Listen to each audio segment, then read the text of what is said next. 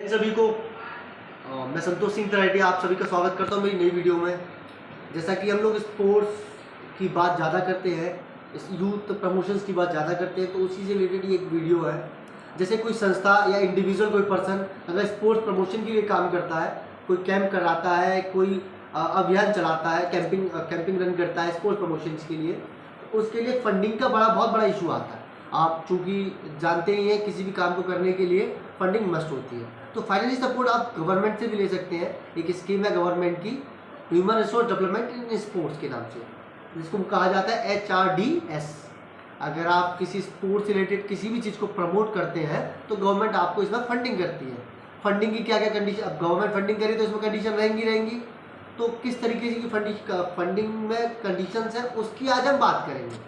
आप एक स्टूडेंट है फिजिकल एजुकेशन के, आपकी कोई रिसर्च है या कुछ आप कर रहे हैं तो उसके लिए भी आप इसमें अप्लाई कर सकते हैं। उसकी अलग क्राइटेरिया है। आप ministry of youth affairs and sports government of India की वेबसाइट पे जाके, ऑफिशियल वेबसाइट पे जाके आप इसके बारे में ज़्यादा जानकारी वहाँ से ले सकते हैं।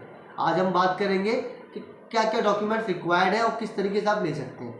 फर्स्ट ऑफ ऑल आपको एक एप्लीकेशन सबमिट करनी पड़ेगी अच्छे फॉर्मेट में, और उस एप्लीकेशन में आपको बताना पड़ेगा, मैनिपुलेट करना पड़ेगा कि किस तरीके से आप प्रमोट कर रहे हैं स्पोर्ट्स को, क्या आपका एम है, क्या आपके ऑब्जेक्टिव है उस कैंपिंग के, उस जो वर्कशॉप के क्या उसके वो है एम ऑब्जेक्टिव, वो आपको स्पेसिफाई करने पड़ेंगे। एप्लीकेशन जो है वो कोई भी सबमिट कर सकता है, पर उसके अलावा आपके पास सारी जानकारी होनी चाहिए कि किस प्रकार से आपको प्रमोट करना है, किस प्रकार से नहीं करना है, और क्या एम होनी चाहिए, क्या ऑब्जेक्टिव होने चाहिए। बाकी अंतिम डिसीजन जो रहेगा वो विभाग का रहता है कि वो आपको फंडिंग करेंगे या नहीं करेंगे। अगर आपकी प्रोफाइल स्ट्रांग है तो डेफिनेटली आपको वहाँ से फंडिंग होगी।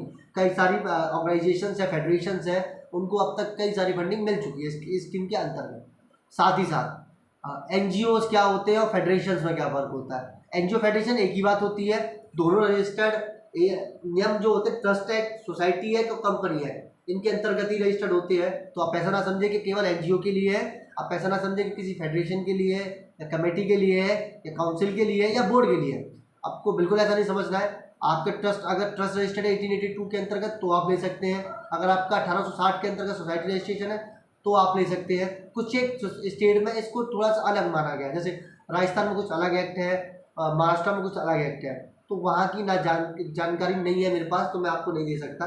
गलत मैं बताऊँगा नहीं आप लोगों को, आप उसकी जानकारी वहाँ ले सकते हैं। जो भी नॉन गवर्नमेंटल ऑर्गेनाइजेशंस हैं, गवर्नमेंट ऑर्गेनाइजेशंस हैं, if they want to collect some financial support from ministry of youth affairs sports government of India, they will take directly. आपको केवल एप्लीकेशन देनी है, अपने वो आपको बुलाएंगे, इसके फॉलोअप लेना बहुत ज़रूरी है। अगर आप फॉलोअप नहीं लेंगे तो फिर आपको नहीं मिल पाएगा। तो विभाग में बहुत सारे काम होते हैं, जैसा कि आपको as usual you know very well, आपको ये सारी चीज़ें पता है कि गवर्नमेंट डिपार्टमेंट में अगर आप किसी एप्लीकेशन को डालते हैं तो कम से कम 2 से 3 महीने लगते हैं। अगर आप प्रोग्राम कराने का प्लान कर रहे हैं, आपका प्रोग्राम में टाइम है, तो आप इसके लिए अप्लाई करें। और मैं कहूँगा आपको अगर नज़दीकी कराना है प्रोग्राम तो भी आप इसके लिए अप्लाई करें। जब गवर्नमेंट ने इतनी फैसिलिटीज़ दी है तो आपको डेफिनेटली अप्लाई करना चाहिए। इससे जुड़ी कुछ जानकारी मैंने आपको इसमें बताई। बाकी अदर जानकारी के लिए आप मेरी अगली वीडियो का इंतजार करें, अगर मैं पूरी जानकारी इसके लिए जुटाऊँगा।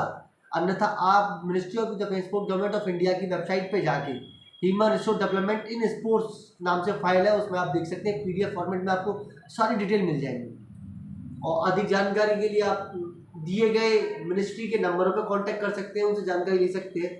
यू हैव टू राइट, नहीं तो फिर आप 2005 के राइट टू इंफॉर्मेशन सूचना का अधिकार एक्ट के अधिनियम से आप अप्लाई कर दें, जिससे आपको गवर्नमेंट जो ऑफिसर्स हैं वो आपको इसकी जानकारी पूरी देंगे। इसी के साथ मैं अपनी वीडियो को ख़त्म करता हूँ। जय हिंद, जय भारत।